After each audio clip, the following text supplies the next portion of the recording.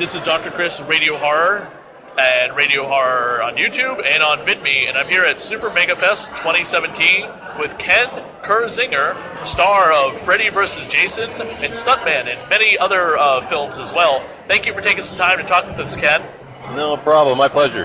What are some projects that you're currently working on before we get to what you're most famous for? I am starting a movie the end of this month called Crimson Creek Massacre. Wow. Which is going to be a lot of fun for me because it's a Western. And so I'm a cowboy at heart? Well, you know, I grew up in the city, but I loved Westerns. I think when everybody else had posters on their walls of Playboy Playmates and stuff like that, in college and stuff, I had Clint Eastwood and John Wayne. So I guess I've always enjoyed Westerns, and I do fast draw and gun spinning, so yeah, I think I've always enjoyed them. What's your favorite Western growing up? Pretty much anything with John Wayne or Clint Eastwood in it. The Western I grew up with that really introduced me to it was the old Wild Wild West TV series. Oh, I love that show. Yeah, no, The Adventures of Briscoe County Jr. with Bruce Campbell. Yeah. My favorite Western of all time. I never saw that one. Really? But Wild Wild West was one of my favorite shows growing up. I loved that. I loved, Star Trek. But Wild Wild West, was definitely one of my favorite shows. Did you hate that movie with Will Smith?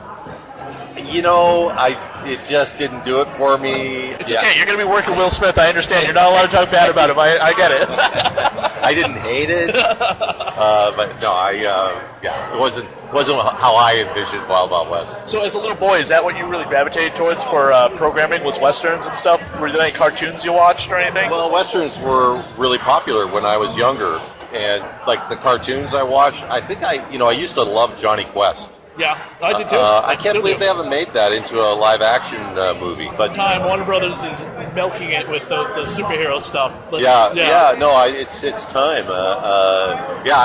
And I love because I liked Race Bannon.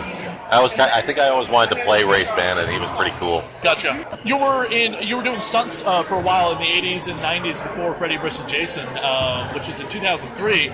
But you were in Friday the 13th, Part 8, Jason Takes Manhattan. Yeah. And you were a stunt coordinator in that. Mm-hmm. Is that something you really enjoy doing more than being in a starring role, as being the stunt coordinator and the stunt man?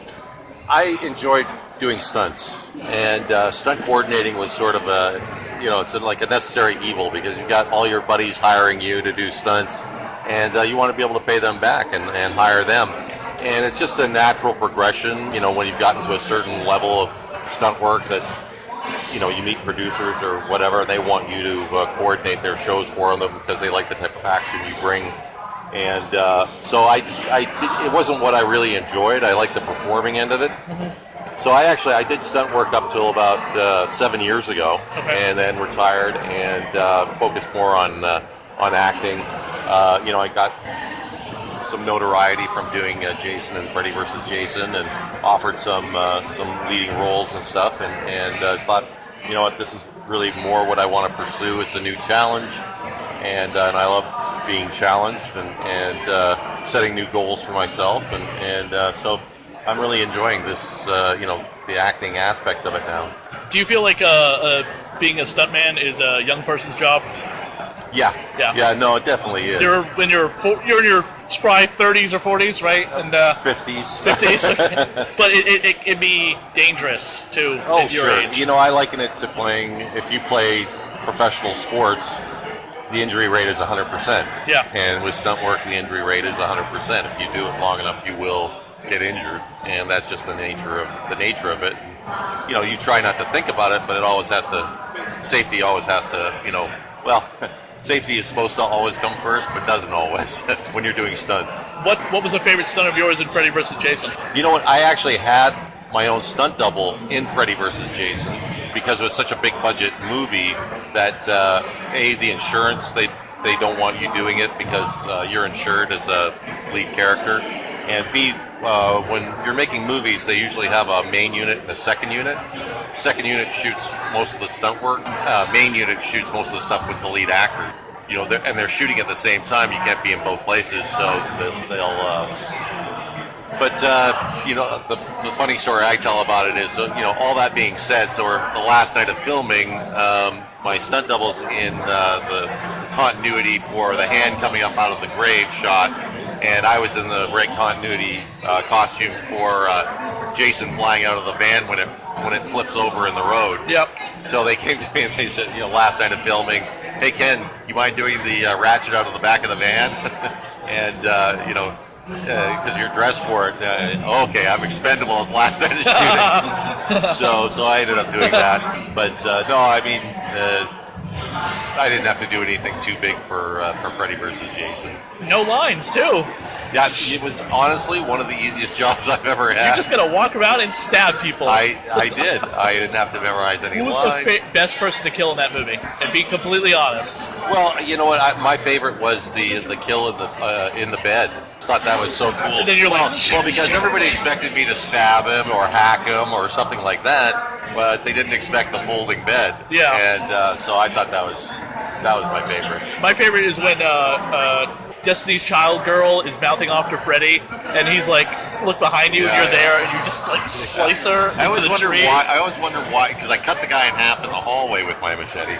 I always wondered why it didn't cut her in half instead of flying into the tree. I never quite understood that one, but whatever. You had underwater stuff too to do, right? Like you had to come up from the water. You were underwater. Well, the one. What I say was like one of the most difficult things for me to do is the scene where Jason sinks into the lake, because we were actually shooting in a tank, and the water was really heavily chlorinated. There's little bits of debris floating around in the water and stuff like that. And they wanted me to keep my eyes open as I sank. Your eyes are burning, and then you got to do it again and again and again. Oh, and so that was really irritating. But it's just one of those things. Do you own a lot of Freddy vs. Jason merchandise?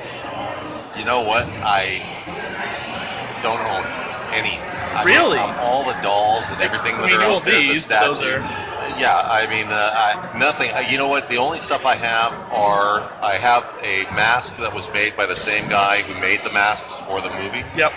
And so he did me up one that has the Freddy claw marks in it, and blood. Yep. So it's post-fight mask.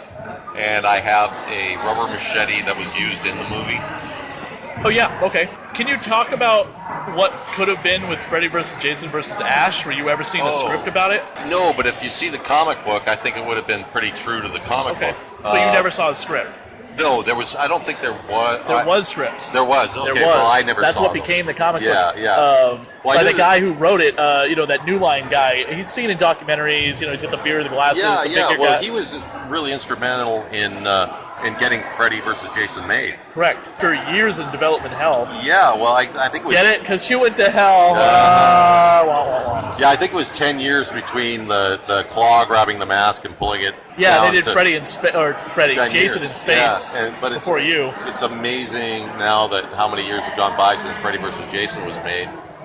Initially, of course, they wanted to make another one right away. Yeah. And they wanted, they asked me and Robert if we were on board. We said yes. I think we were going to have Ronnie Yu come back.